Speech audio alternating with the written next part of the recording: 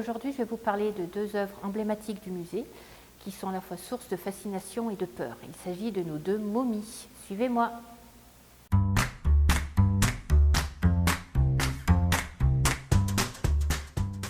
Donc, au XIXe siècle, il y a une véritable fascination pour la civilisation égyptienne.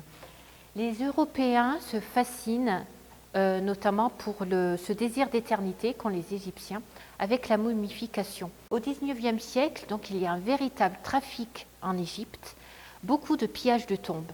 Les Européens se rendent en Égypte et achètent, comme de véritables objets finalement, cercueils et momies avant de les rapporter chez eux en Europe. Une fois arrivés donc chez eux, certains Européens organisent des vrais spectacles avec un public, avec des séances de débandlettage des momies. Voilà, donc c'est un côté fascinant, un peu qui fait peur.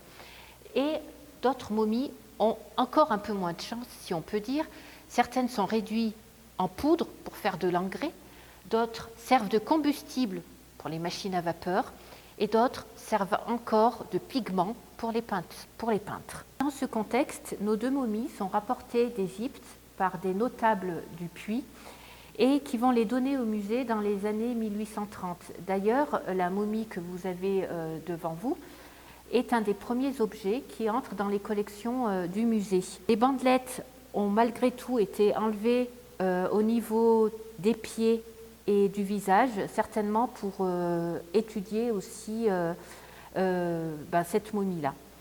Le choix est fait, comme vous le voyez, de ne pas les exposer vraiment, de ne pas les voir, dans un souci de respect du corps humain, parce qu'après tout, ces momies n'ont pas demandé à la base à être exposées dans un musée. Alors de nos jours, pour les connaître sans avoir une politique intrusive, les musées ont d'autres moyens.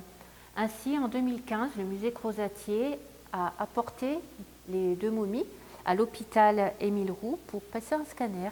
Un des scanners a révélé qu'une des momies, qu'on croyait être une femme car le sarcophage portait des hiéroglyphes et sur ces hiéroglyphes on avait pu déchiffrer qu'il appartenait à une dame, et bien en fait, grâce au scanner, on s'est rendu compte que le corps contenu à l'intérieur était en fait celui d'un homme. Donc, ce qui confirme bien finalement les trafics qui avaient lieu au 19e et souvent les échanges de corps et de cercueils. Ici, le scanner de notre momie qui s'appelle Djedi Ménet, donc notre deuxième momie, révèle une position des bras donc le long du corps. Et ce qui est intéressant, c'est qu'on voit ici une amulette qu'on ne voit pas à l'œil nu, mais qui se situe entre les bandelettes et le corps.